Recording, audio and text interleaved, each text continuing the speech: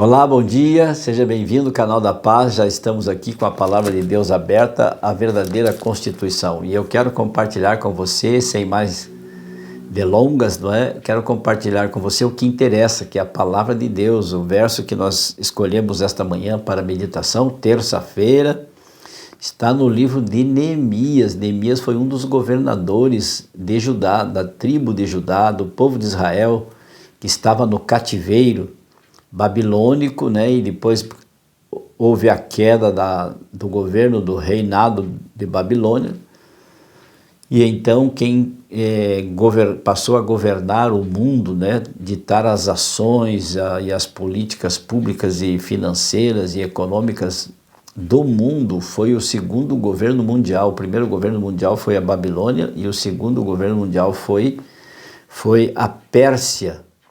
Quem derrubou o governo babilônico foi Dario, e agora então Artaxerxes, porque depois de Dario nós temos aí o Xerxes e depois Artaxerxes, que era filho de Xerxes. Então Artaxerxes primeiro, depois o segundo, depois o terceiro. E esse tal de Artaxerxes, aí por volta do ano 475 até o ano 425, esse Artaxerxes é que governou e estabeleceu o reino mundial, e Neemias ainda estava lá como cativo da Babilônia, no exílio da Babilônia, e agora estava subordinado ao rei Artaxerxes.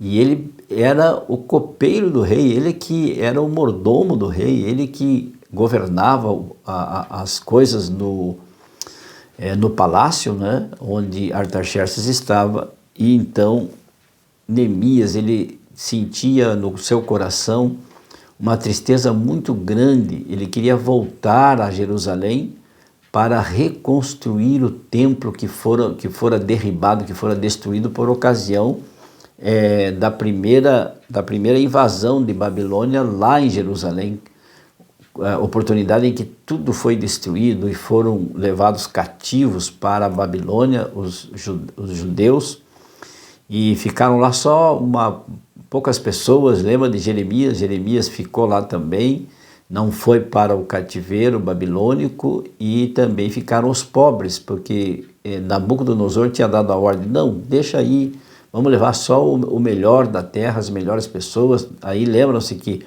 Sadraque, Mesaque, Abdenego e Daniel foram para o cativeiro babilônico. Lá Daniel envelheceu e morreu, mas depois a Babilônia cai, né?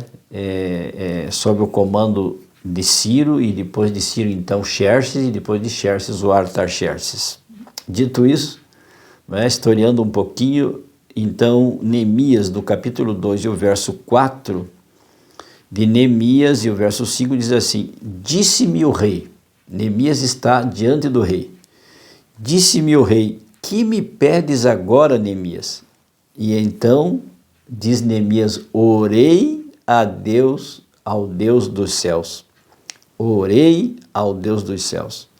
E aí então, eu acho que houve aqui um interregno, né? um espaço de tempo entre o que o rei perguntou para Neemias: Neemias, o que você quer? O que você me pede agora? Porque o rei percebeu que Neemias estava entristecido, seu coração estava apertado, magoado com alguma coisa, e o rei pergunta assim: Neemias, por que estás triste? E então, o que você me pede então? Porque Neemias disse assim, que viva o rei para sempre, como não me estaria triste o rosto se a cidade onde estão os sepulcros dos meus pais está assolada e tem as portas consumidas pelo fogo. Por isso Neemias estava triste, e Neemias explica para o rei. E então o rei diz assim: muito bem, e o que você quer?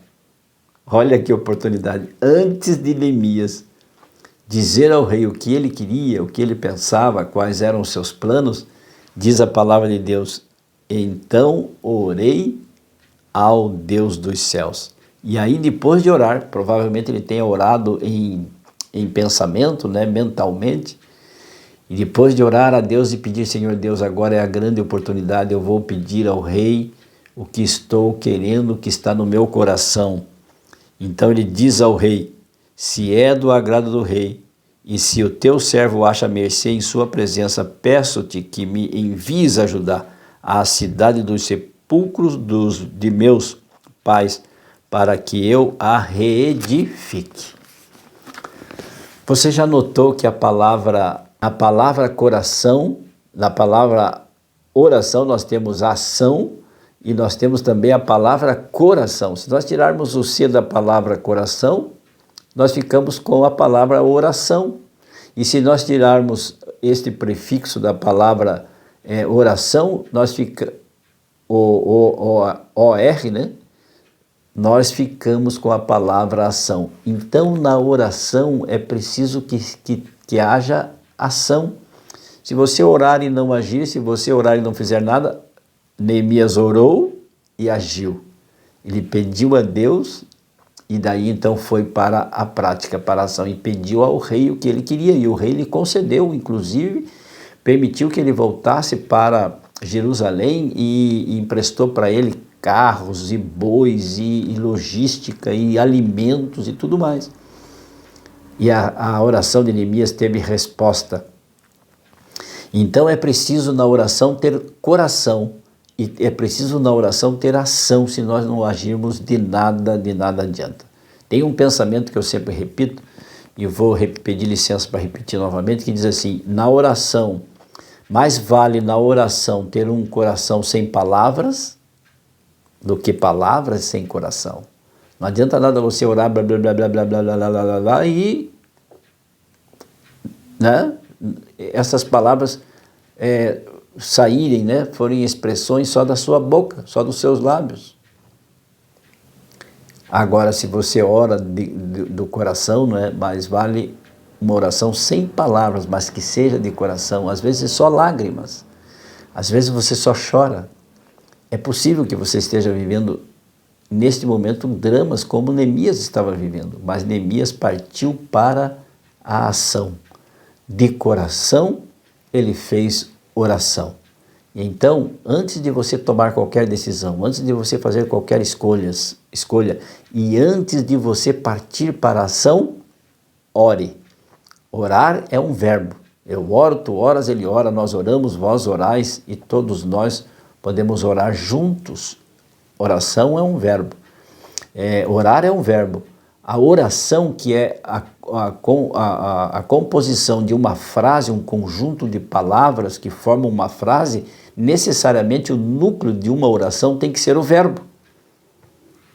Veja que interessante.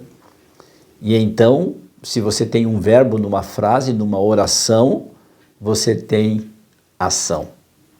É isso que eu queria refletir com você nesta manhã, meditar nesta manhã. Que Deus te ilumine, que Deus te abençoe. É possível que você precise de oração hoje.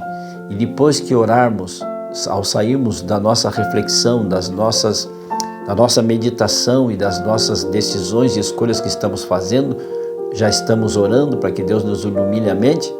E então, depois disso, nós vamos partir para as nossas atividades, para a ação, para que Deus realize, materialize aquilo que nós precisamos, aquilo que nós queremos e necessitamos, e que seja da vontade de Deus, porque basta nós consultarmos o manual, a Constituição do Senhor para saber o que Ele quer para nós.